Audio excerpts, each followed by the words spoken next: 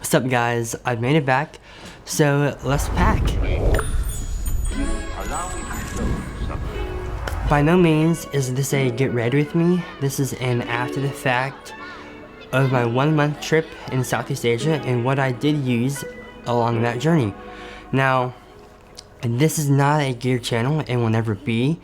Gear is kind of like a wormhole, and once you get into it, it's hard to get out of it. But by no means is this trying to influence, or will I be reviewing gear or trying to persuade you guys in buying the latest thing that comes out. I'm by no means one to advocate gear matters or gear doesn't matter. It's kind of just what it is, and this will never be about gear. This is more useful than a let's get ready with me and packing things I may not use. So this is an after the fact of the things I brought with me, why I brought it, and how it helped me create the look I was going for. So first up, the bag itself. This is the Peak Design Zip 15 liter, the bone color, off-white, and great for size, organization, accessibility, and protection. Although it looks kind of aesthetically pleasing, I did get this quite dirty throughout the trip, but nonetheless it held up very well, and I'm super glad I bought this when I did about 2 years ago. Now, it has 3 layers of organization with these dividers that you can kind of fold up and kind of create little pockets.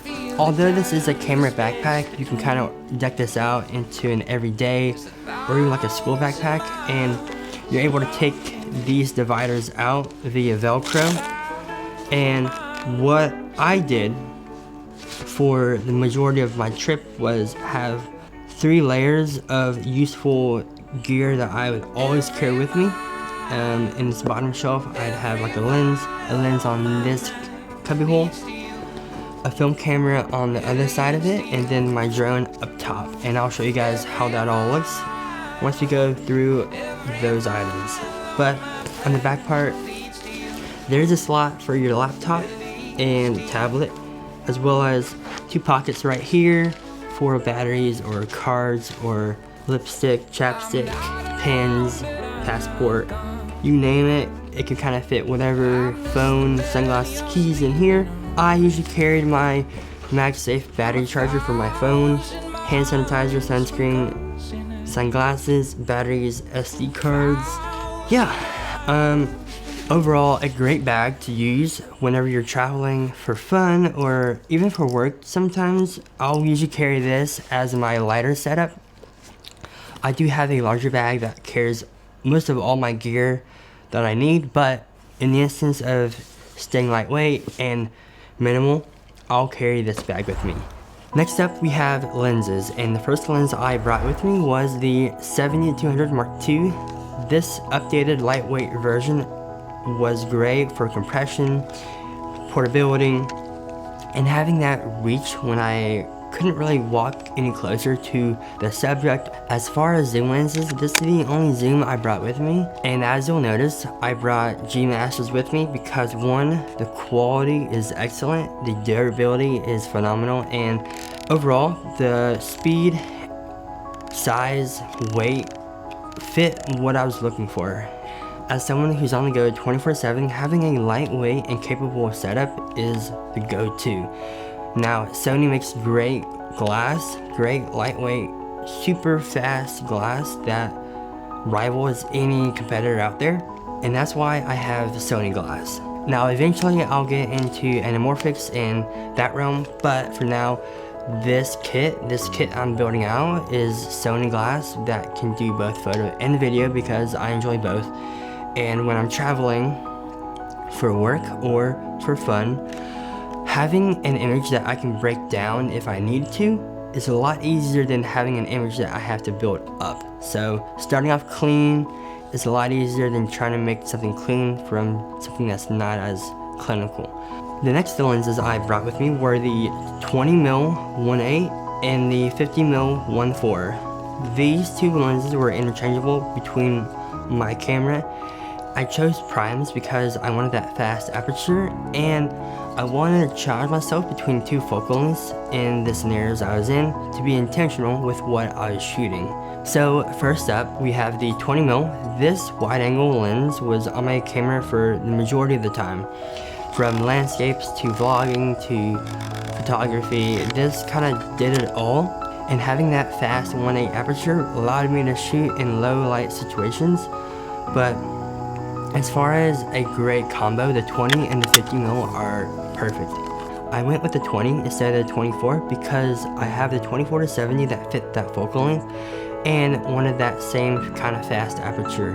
Now this pairs well with the 50mm 1.4. For standard focal length, this 50 provided the compression I needed for any subject isolation, from portraits, from landscapes, to anything that I really needed to blur the background. This did it for me. And from here on, I would go to the 7200. Alright, we have the camera itself, the A7 IV. While I did bring my FX3, I didn't use it. I wanted to take photos and video, so the A7 IV fit that bill. And while I'm losing that high base ISO on the FX3, the A7 IV held up very well. From anything I threw at it, shooting 4K 60 all ultra, this did not overheat once and did everything I wanted it to when I wanted it to. As far as cards, I was using the CF Express A cards and the V90 cards. With that, allowed me to shoot in any recording format I wanted to for the highest quality. And for me, having the best quality exceeds the file size no matter how much I'm shooting. Because at the end of the day, when I look back on these files, I want to be able to remember as much as I can by seeing how great those experiences were with friends, with landscapes, with whatever it was. So I'm willing to sacrifice file size for image quality. And that's why I shoot all ultra or raw in almost any situation that I can, regardless of whatever it is I'm shooting. For the only film camera I brought with me, the Instax SQ1, I usually will bring this on any trip I go on to build my collection of instant films. Now, from friends to landscapes, I will always take a photo wherever I go of either of those. This shoots the square format, which I think is a great medium between the mini and the wide. Being nostalgic in its nature, I love collecting instant film to build up my collection. Arguably the most coveted camera I own, the SQ1, and if you don't have an instant film camera, I highly recommend you get one, as it'll make your experiences on trips that much more fun and be able to share those memories with people you meet.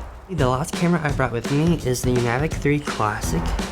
This drone was a recent purchase right before the trip, and the reason why I bought this over the other Mavics is because of that Hasselblad sensor, and for me, I'm all about sensors. So having a larger sensor means a cleaner image, and in my case, this paired with the color depth of 10-bit allowed me to kind of match my colors and image with the A7 IV. From aerials to subject tracking to anything you want to throw at it, this is more than capable of doing whatever you want it to. Being compact in its size, and of course not as small as the Mini 3 Pro or any of the other smaller drones, this still fit well in my bag, and I'll show you guys how it all looks here in a second.